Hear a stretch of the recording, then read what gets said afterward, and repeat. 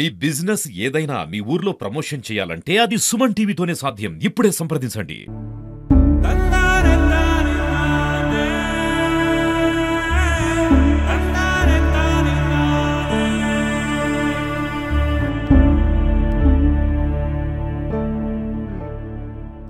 నమస్తే, welcome to Suman TV Warangal. నేను మీ స్వాతి బచ్చు. ఇప్పుడు నేనుంది అండి హనంకొండలో ఒక ప్రైవేట్ కాలేజ్లో ఒక అమ్మాయి హ్యాంగ్ చేసుకొని అసలు కారణాలు అయితే తెలియాల్సి ఉంది. మిట్టపల్లి శివాని అనే అమ్మాయి మంచిర్యాలకు సంబంధించిన ఆడపిల్ల ఇక్కడికి వచ్చి ఇంటర్ కాలేజ్ హాస్టల్లో జాయిన్ అయ్యడం జరిగింది. అయితే ప్రైవేట్ కళాశాలలో ఇంటర్ చదువుతున్న ఈ అమ్మాయి 2 సంవత్సరాలకు గాను ఇక్కడ హాస్టల్లో జాయిన్ అయిన తర్వాత 2-3 రోజుల క్రితం ఇంటికి వెళ్ళి రావడం జరిగింది. మళ్ళీ పిదప ఇక్కడికి వచ్చిన తర్వాత ఎటువంటి కాంటాక్ట్లో లేదు, ఎందుకనగా హాస్టల్లో ఉంటుంది కాబట్టి. మరి ఆ అమ్మాయి 2 రోజుల తర్వాత నుంచి ఒక ఫోన్ కాల్ రావడం జరిగింది యాజమాన్యం నుంచి.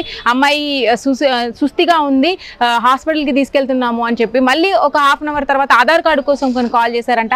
మళ్ళీ గంట తర్వాత వీళ్ళే కాల్ చేస్తే, పేరెంట్స్ కాల్ చేస్తే చనిపోయిందని చెప్పారంట. అసలు కారణాలు ఏంటి? అసలు హాస్టల్ బిల్డింగ్ అయితే మనం ఇక్కడికి వచ్చాము, ఇక్కడికే పేరెంట్స్ కూడా రావడం జరిగింది. దారుణంగా ఇక్కడ వీళ్ళందరూ అయితే వాపోతున్నారని చెప్పాలి. ఇక్కడ ధర్నా కూడా చేయడం జరుగుతుంది. పేరెంట్స్ కానీ వాళ్ళకి సంబంధించిన కుటుంబ సభ్యులు ఎవరైతే ఉన్నారో వాళ్ళందరూ కూడా ఇక్కడికి వచ్చారు. ఇక్కడ హాస్టల్ బిల్డింగ్ చూసుకున్నట్టయితే ఇక్కడ హాస్టల్ బిల్డింగ్ నుంచి కూడా కాలేజ్కి వెళ్ళాలి అంటే వెనుక వైపు నుంచి ఒక దారి ఉంటుందంట. మరి ఇక్కడ నుంచి అక్కడికి వెళ్ళేటప్పుడు మరి వార్డెన్ ఎందుకు చూడలేదు ఆ సమయంలో? మరి వెళ్తున్నప్పుడు ఒక రూమ్ లో ఉన్నప్పుడు మరి తోటి విద్యార్థులు ఎవరైతే ఉంటారో వాళ్ళు గమనించారా లేదా, మరి వార్డెన్కి చెప్పారా? అసలు సంగతులు ఏంటి? అసలు జరిగిన విషయాలలో మరి ఎంతవరకు వీళ్ళకు నాలెడ్జ్ ఉంది, యాజమాన్యం ఎంతవరకు బాధ్యత వహిస్తుంది, మరి పేరెంట్స్ ఏం న్యాయం కోరుకుంటున్నారు, మిగతా విషయాలు తెలుసుకునే ప్రయత్నం అయితే చేద్దాం. ఇప్పుడు లోపలనే ఉన్నారు పేరెంట్స్, మనకు కాల్ చేయడం జరిగింది. లోపలికి వెళ్ళైతే ఒక్కసారి పరిశీలించే ప్రయత్నం చేద్దాం రండి. కాలేజ్ బిల్డింగ్ దగ్గర అయితే మనం ఉన్నామండి. ఇదే హాస్టల్, ఇదే కాలేజ్ అనమాట. సో ఇక్కడ మీకు తెలియాల్సిన విషయం ఇంకొకటి ఉందండి. అంటే సూసైడ్ లెటర్ అయితే అమ్మాయి రాయడం జరిగింది. ఆ సూసైడ్ లెటర్ ని కూడా మీకు పొందుపరుస్తాను. ఆ సూసైడ్ లెటర్ లో క్లుప్తంగా ఒక విషయం అయితే ఉందండి. నేను ఎక్కించుకోలేకపోతున్నాను చదువుని, వాళ్ళు అర్థమయ్యేలాగా చెప్పలేకపోతున్నారు. మరి నాకు జరిగిన అన్యాయం నా చెల్లికి కూడా జరగకూడదు. కాలేజీలో జాయిన్ చేసే ముందు మీరు కూడా ఒకసారి గమనించండి. ఇలాంటి రాతలు రాయడం జరిగింది. సూసైడ్ లెటర్ ని నేను ఇందులో కూడా పొందుపరుస్తాను. మరి ఆ సూసైడ్ లెటర్ ఈ అమ్మాయి రాసిందా లేదా అనేది విషయాలని కూడా వీళ్ళు అనుమానం వ్యక్తం చేస్తున్నారు పేరెంట్స్. ఏదేమైనా లోపలికి వెళ్ళి ఒక్కసారి పరిశీలిద్దాం, వాళ్ళ పేరెంట్స్ తో కూడా మాట్లాడే ప్రయత్నం చేద్దాం. ఈ పరిస్థితుల్లో వాళ్ళని మందలించడం కరెక్ట్ కాకపోవచ్చు, బట్ ఏంటంటే వాళ్ళు న్యాయాన్ని కోరుకుంటూ సుమన్ టీవీని అప్రోచ్ అవ్వడం జరిగింది. మరి వాళ్ళ దగ్గరికి ఒక్కసారి వెళ్దాం, వెళ్ళే ప్రయత్నం అయితే చేద్దాం.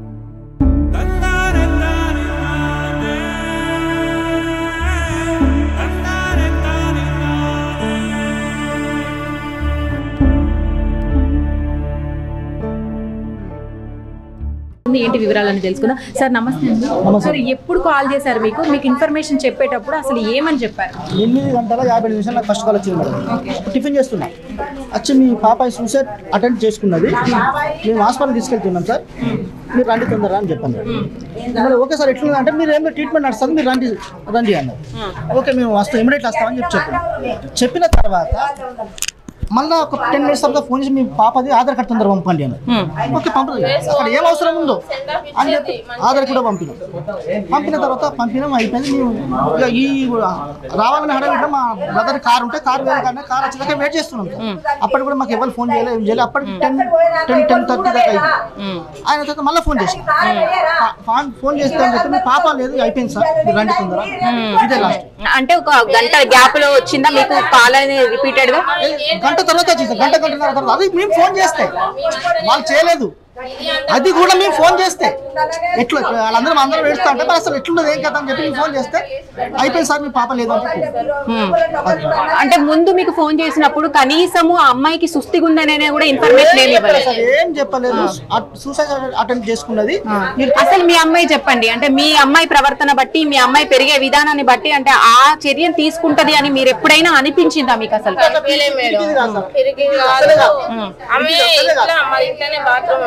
రైట్ ఇంట్లోనే బాత్రూమ్ ఉంటే బాత్రూమ్ పోవడానికి కూడా మమ్మీ అన్న లేపుతుంది మేడం. పక్కకే మరి ఇంట్లోనే బాత్రూమ్ ఉంటది. 9-10 గంటలకు బాత్రూమ్ పోవడానికి కూడా మామూలు లేపినాకనే పోతాం. లేపినాకనే పోతాం. మమ్మీ నాకు భయం అవుతుందని లేపినాకనే పోతాం. అయితే చనిపోయిన తర్వాత అంటే మీకు ఇన్ఫర్మేషన్ ఇచ్చినప్పుడు ఏ రకంగా చనిపోయింది, అసలు ఏమైందని మీరు అడిగారా? హ్యాంగింగ్ చేసుకున్నాను ఎక్కడ హ్యాంగింగ్ చేసుకుందని చెప్పారు? చెప్పట్లేదు. చెప్పలేదు, అడగలేదు.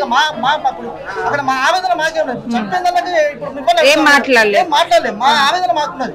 మీ అందాజ ప్రకారంగా అంటే ఇప్పుడు మార్నింగ్ మీకు ఇన్ఫర్మేషన్ ఇచ్చారు కదా, అసలు ఆ పాపతో మీరు ఎప్పుడు మాట్లాడారు? అప్పటి నుంచి కూడా మీ పాపకు ఎప్పుడు కాంటాక్ట్ లో ఉన్నారు?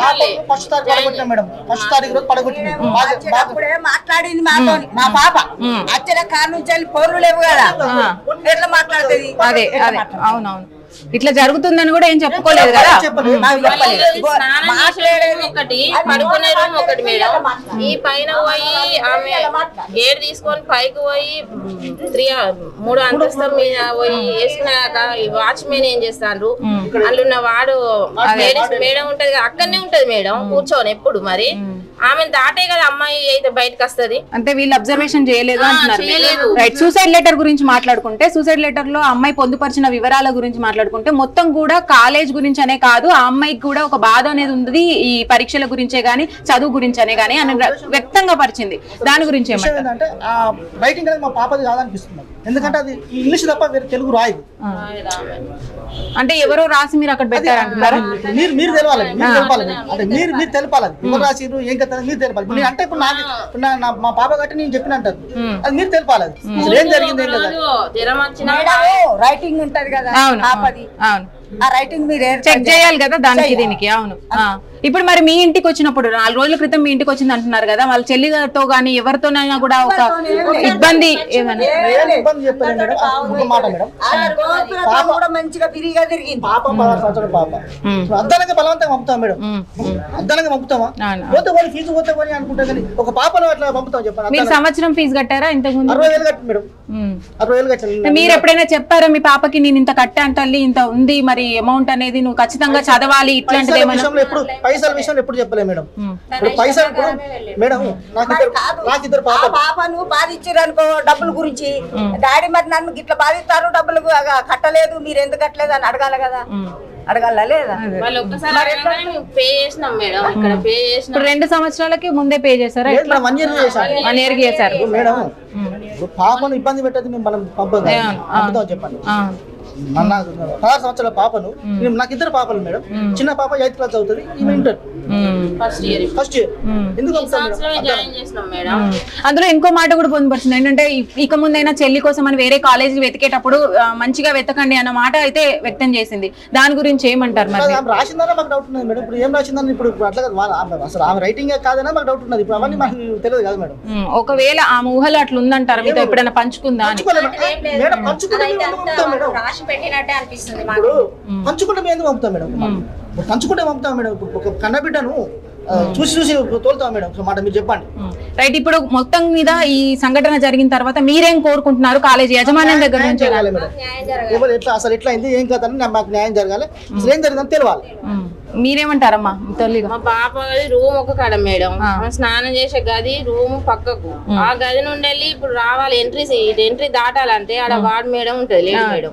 వీళ్ళకు ఆ లేడీ మేడం 4 గంటలకు లేచి స్నానాలు ఎటు వెళ్తున్నా అంటే అమ్మాయి అయితే క్వశ్చన్ వేస్తుంది కదా, నేను స్నానానికి వెళ్తున్నాను అంటది. ఒకవేళ అంటే స్నానాలకు అది అటు కదమ్మా నువ్వు ఇటు ఎందుకు వెళ్తాను అంటది. ఒకవేళ ఇటు వచ్చినా కానీ ఈ నైట్ ఈ అమ్మాయి ఇటు ఎందుకు వెళ్తాను, ఇటు బాత్రూమ్ లేవు ఏం లేవు, ఇంత పొద్దున మేము కూడా ఏం పెట్టాము, ఈ అమ్మాయి ఇటు ఎందుకు వెళ్తుంది అనేసి ఆమెనైతే కొంచెం చూడాలి కదా.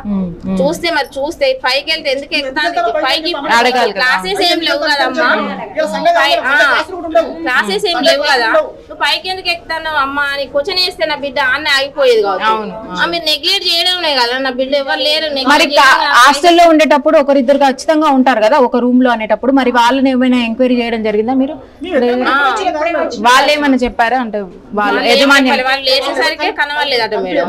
కనబడకపోతే స్నానానికి వెళ్ళిందని అనేసి వాళ్ళు అనుకున్నారట. పిల్లలు పొద్దున ఎవరు హడావిడి వాళ్ళదే ఉంటది కదా, మేము టిఫిన్ చేయాలి, టైంకి ఇవ్వాలి, స్టడీ అవర్స్ అని ఉంటాయి, వాళ్ళ హడావిడిలో వాళ్ళు ఉన్నారట. స్నానం చేయడానికి ఈయన వెళ్ళింది కావచ్చు అనుకున్నారట. ఇంకొకటి అయినా సరే కనబడుతుంది అంటే మరి వచ్చి టిఫిన్ గిన వేందో ఎటు వేందో అనేసి అనుకున్నారట. వాళ్ళు అనుకునేసరికి అటు ఇటు వీళ్ళు అనుకునేసరికి ఈ టైంకి ఇట్లా తెలిసింది. మార్నింగ్ 6:30కి చూసారు. 8:58కి ఫోన్ చేశారు. First call. సెకండ్ కాల్ ఎప్పుడు చేశారు? ఒక 10 minutes తర్వాత ఆధార్ కార్డు కావాలని ఫోన్ చేశారు. జస్ట్ 10 minutes తర్వాత ఆధార్ కార్డు తర్వాత మళ్ళీ ఫోన్ చేయలేదు, ఏం చేయలేదు. జరిగిపోయిందని చెప్పి ఎప్పుడు చెప్తున్నారు? నేను 1 hour తర్వాత మీరే ఎంక్వైరీ కోసం రిటర్న్ కాల్ చేశారు. సార్ ఫస్ట్ అన్నారు కదా బాగానే ఉంది, ఇప్పుడు ట్రీట్మెంట్ నడుస్తుంది అన్నారు. 6:30 మళ్ళీ తర్వాత 8:55కి మీరు అట్లా కాల్ చేశారు. నాకు 8:58 ఫోన్ చేశారు. చేసిన తర్వాత మీ అమ్మాయికి సూసైడ్ అటెంప్ట్ చేసుకున్నారు, ఎంజిఎం తీసుకెళ్ళినా ట్రీట్మెంట్ నడుస్తుంది అన్నారు. ఓకే సార్ మేము వస్తాం, తొందరగా వస్తాం అని చెప్పాను. అలా 10 minutes తర్వాత ఫోన్ చేసి ఆధార్ కార్డు పంపాను. ఆధార్ కార్డు పంపినాం. ఆధార్ కార్డు పంపిన తర్వాత ఎట్లా సార్ అంటే నడుస్తుంది, మీరు రండి అని చెప్పారు. తొందర రండి అన్నారు. అలాంటి అక్కడక్కడ మేము కారు వచ్చేదాకా వెయిట్ చేసేసరికి 1.5 hours పట్టింది. తర్వాత ఎట్లా మళ్ళీ నేను ఫోన్ చేస్తే అప్పుడు అయిపోయింది సార్. ఫస్ట్ హెల్త్ బాగాలేదనే చెప్పారు. హెల్త్ అంటే సుస్థి చేసింది చెప్పారు అంతే. రైట్. వీళ్ళ పేరెంట్స్ మాటలైతే మనం విన్నాం కదండి. కాలేజీ యాజమాన్యం మీద వీళ్ళు అనుమానం వ్యక్తం చేస్తున్నారు. పాప 2 రోజుల క్రితమే వీళ్ళని అప్రోచ్ అవ్వడం, ఇంటి నుంచి రావడం జరిగిందంట. మరి అప్పటి నుంచి కూడా ఇప్పటి వరకు కూడా కాంటాక్ట్ లో లేకపోవడం, మరి ఈ సందర్భంలో ఇవాళ మార్నింగ్ జరిగిన ఈ సంఘటనలో 2 సార్లు కాలేజీ యాజమాన్యం కాల్ చేయడం జరిగిందంట. ఒకసారి సుస్థిగా ఉందని, రెండవసారి ఆధార్ కార్డు కావాలని కాల్ చేశారట. గంట తర్వాత మళ్ళీ వీళ్ళే కాల్ చేసినప్పటికీ కూడా వాళ్ళు చనిపోయిందని చెప్పడం వీళ్ళకు దిగ్భ్రాంతి గురిచేసింది. అసలు కారణాలు అయితే ఇంకా తెలియాల్సి ఉంది. వీళ్ళైతే చాలా అనుమానాలు వ్యక్తపరుస్తున్నారు. ఒక సూసైడ్ లెటర్ దొరికినప్పటికీ కూడా ఆ సూసైడ్ లెటర్ లో పొందుపరిచిన వివరాలు ఏవి వాళ్ళ కూతురువి కాదు, వాళ్ళ కూతురు రాయలేదు అనేది అయితే వీళ్ళు వ్యక్తం చేయడం జరుగుతుంది. ఏదేమైనా వివరాల కోసం కొంచెం వేచి చూడాల్సిందే. వాళ్ళ చెల్లి, వాళ్ళ కుటుంబీకులు అందరూ కూడా ఇక్కడే ఉన్నారు. వాళ్ళు మాత్రం న్యాయం జరగాలని అయితే కోరుకుంటున్నారు. కొంచెం వేచి చూద్దాం. న్యాయం జరగాలని చూస్తున్నాం. మా పాపకి ఇట్లా అయినా మా పాపకి ఇట్లా ఇంకో పాప జరగకుండా ఉండాలంటే న్యాయం జరగాలి. బేసికల్ మనకి ఇన్ఫర్మేషన్ లేదు. అట్లీస్ట్ షిఫ్ట్ చేసిన ముందు కూడా మార్చర్ షిఫ్ట్ చేస్తున్నట్టు బేసిక్ ఇన్ఫర్మేషన్ లేదు. పాప ఇంటి దగ్గర నుంచి వచ్చేటప్పుడు చెప్తుంది నాకు కొంచెం భయం అవుతుంది, టీచర్స్ బెదిరిస్తున్నారు, భయపెడుతున్నారు. నేను వాళ్ళ అన్నయ్య అవుతాను. కానీ మనం రెగ్యులర్ ప్రాసెస్ లో ఇవన్నీ కామన్ కదా అన్న ఉద్దేశంతో పంపిస్తున్నాము.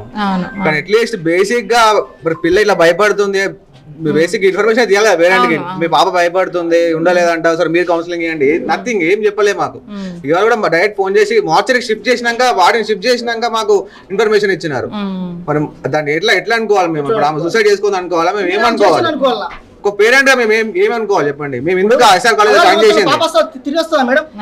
మేము ఎంత అల్లారు ముద్దుగా పెంచుకున్నాం, కాలు కింద పెట్టకుండా పెంచుకుంటాం మేము. మేము ఎస్ఆర్ కాలేజ్ జాయిన్ చేసింది ఎందుకండి? ఎందుకు ఈ రోజు మా పాపని మార్చిలో చూడడానికి మేము ఇక్కడ జాయిన్ చేసినామా? చెప్పండి. ఒక పేరెంట్ నేను కోరుకుంటాం. ఎవరు ఉన్నారండి మాకు? మేమేమన్నా మా అన్న తమల మమ్మల్ని కూడా రాణిస్తలేరు. మేము ఎవరితో మాట్లాడాలి? మాకు ఎవరు ఆన్సరబుల్? మీరు చెప్పండి, ఎవరు ఆన్సరబుల్? అయితే యజమాన్యం బయటికి రాకపోవడం అనేది అయితే కొంచెం అనుమానం లేకెత్తిస్తుందండి. మరి ఏంటి ప్రాబ్లం అసలు? యజమాన్యం ఎందుకు రావట్లేదండి? వీళ్ళనైనా పంపించాలి కానీ, పేరెంట్స్ నైనా పంపించాలి కదా. చాలా సందేహాలు ఉంటాయి. మేము యాజమాన్యంతో మాట్లాడతాం. యాజమాన్యం ఆన్సరబుల్ కదండి. మేము కాలేజ్ లో జాయిన్ చేసినప్పుడు యాజమాన్యం ఆన్సరబుల్ మాకు. ఇప్పుడు యాజమాన్యం లేదు, ఇక్కడ ఎవరు లేరు, మమ్మల్ని నిర్బంధిస్తా అంటే అదేంటి? ఇన్ఫర్మేషన్ ఇచ్చారండి, యజమాన్యానికి ఇన్ఫర్మేషన్ ఇచ్చారా? రైట్, వెయిట్ చేద్దామండి, కొంచెం సేపు అయినా వెయిట్ చేద్దాం. వాళ్ళు వచ్చి రియాక్ట్ అవుతారేమో చూద్దాము. కానీ వాళ్ళు ఆల్రెడీ ప్రాణాన్ని కోల్పోయి ఉన్నారు. కొంచెం దయచేసి వాళ్ళని అర్థం చేసుకొని కొంచెం మాట్లాడించే ప్రయత్నం అయితే చేయాలి. వెయిట్ చేద్దామండి ఒక 5 నిమిషాలు. ఏమైనా షేర్ చేసుకుందా నీతోని? ఏం చెప్పలేదు, ఇట్లాంటి ప్రాబ్లం ఉందని కూడా ఏం చెప్పలేదు. మీరు ఫస్ట్ చూసారు కదా, అంటే హ్యాంగ్ చేసుకున్నప్పుడు మీతో పాటే ఉంటది కాబట్టి మీతో ఏమైనా షేర్ చేసుకుందా? అంటే మాతో మాట్లాడదు, మీతోనే ఉంటది. నేను జస్ట్ బుక్ తీసుకొని వెళ్ళినాక హ్యాండ్ చూసుకొని చెప్పి